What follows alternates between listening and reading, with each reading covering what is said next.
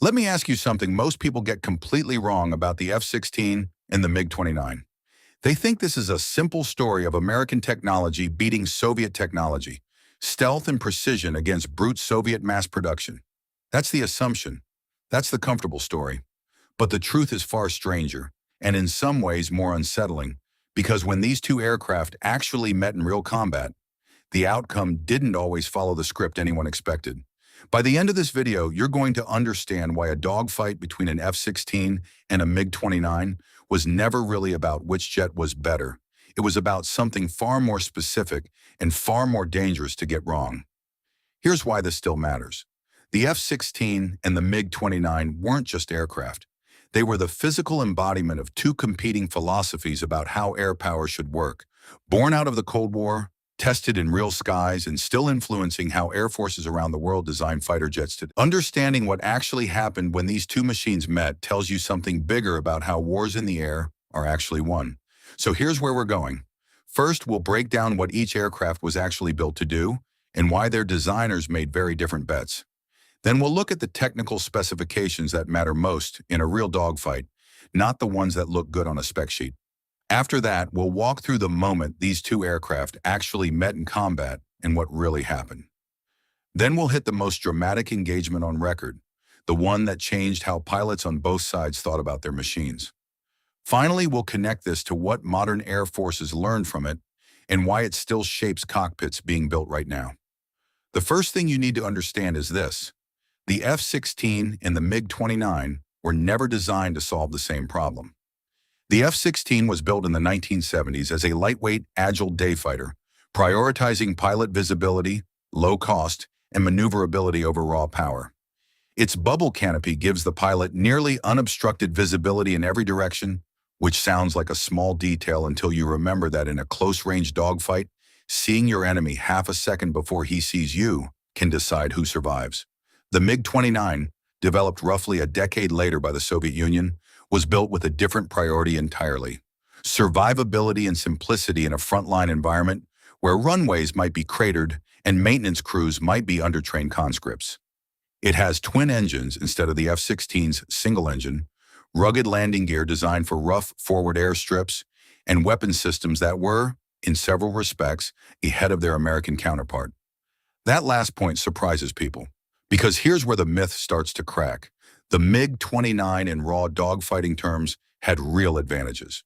Its helmet-mounted sighting system let pilots lock onto a target simply by looking at it, years before American aircraft had anything comparable.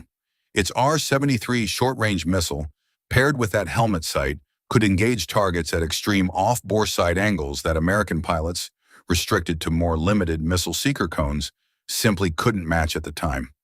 If a MiG-29 pilot got you in the edge of his peripheral vision, he could potentially get a missile lock before your own systems even registered the threat. So if the MiG-29 had better close-in weapons, why does the popular narrative lean so heavily toward the F-16 winning? This is the contra-intuitive turn. It wasn't about the missile. It wasn't about the helmet sight. It was about everything surrounding the aircraft that never shows up in a simple spec comparison. Here's where it gets dangerous for the myth. Radar and situational awareness told a very different story than raw missile performance. American doctrine, built around network integration, meant F-16 pilots often had access to airborne early warning aircraft, better training pipelines, and more realistic combat exercises through programs like Red Flag, which simulated the stress and confusion of real air combat more thoroughly than most Soviet-aligned air forces ever attempted. A pilot who has practiced a scenario 50 times in realistic conditions reacts differently than a pilot who has only read about it. That gap, not a gap in hardware, is what actually decided most real engagements. Let's look at the case where these two aircraft actually fought each other for real, because this is the proof that separates myth from record. During the air campaigns over the former Yugoslavia in the 1990s, F-16s from NATO forces engaged MiG-29s flown by the Yugoslav Air Force. According to several sources, NATO F-16s and other coalition aircraft achieved a lopsided record of victories against Yugoslav MiG-29s during these engagements. But here's the detail that gets lost. This wasn't primarily a story of the F-16's airframe outperforming the MiG-29's airframe in a turning fight. Yugoslav MiG-29 pilots were operating with limited flight hours, inconsistent maintenance, weaker radar jamming countermeasures, and almost no integration with airborne early warning support. Their aircraft, on paper, retained real dogfighting potential. In practice, they were often detected, targeted, and engaged before the fight ever became a close-range dogfight at all. The battle was frequently over before it started, decided by radar detection ranges and missile employment doctrine, not by which jet could outturn the other. This is the moment you need to remember what we established earlier. The MiG-29 had genuine short-range advantages. Those advantages only matter if the fight gets close enough to use them. And that is the real lesson hiding underneath this entire comparison. Now let's go to the most dramatic and most discussed individual engagement on record, one that pilots on both sides still study. During the Yugoslav conflict, there were documented encounters where beyond visual range missile employment, rather than classic dogfighting maneuvers, decided the outcome before the aircraft ever closed to within visual range of each other. This is almost the opposite of the image most people carry in their heads when they picture F-16 versus MiG-29. No barrel rolls, no gunfights at close range, just radar, missile guidance, and split-second detection that determined who lived and who didn't. The dogfight everyone imagines, the close, twisting, high-G battle where the more agile jet wins, rarely happened the way Hollywood and video games have trained us to expect. That doesn't mean close-range combat never happened, or that pilot skills stopped mattering. It means the dogfight as the deciding factor was already becoming outdated by the time these two aircraft actually met each other in the skies over the Balkans. The jet with better situational awareness, better radar picture, and better missile employment doctrine typically never needed to get close enough for the MiG-29's celebrated helmet sight advantage to come into play at all. So why does this still matter for how air forces build and fly fighters today?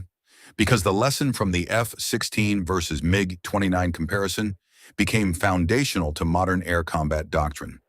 Beyond visual range engagement, sensor fusion, and network-centric awareness are now prioritized over raw turning performance in nearly every major Air Force's fighter development program.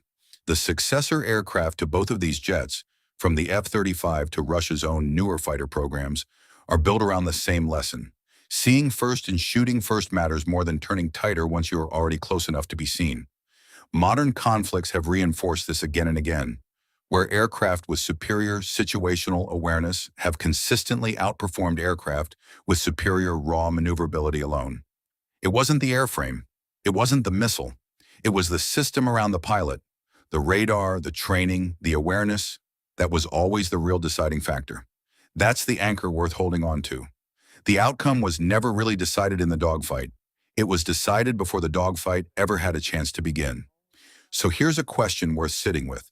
If the fight is usually decided before the two jets ever get close enough to actually dogfight, how many other legendary battles, in the air or anywhere else, are we imagining as dramatic close combat when the real outcome was already settled from a distance? If this changed how you think about the F-16 versus MiG-29 comparison, tell me in the comments which aircraft matchup you want broken down next. I read every one of them. If you know someone who still argues about this one at dinner parties, send this their way and let the debate begin properly.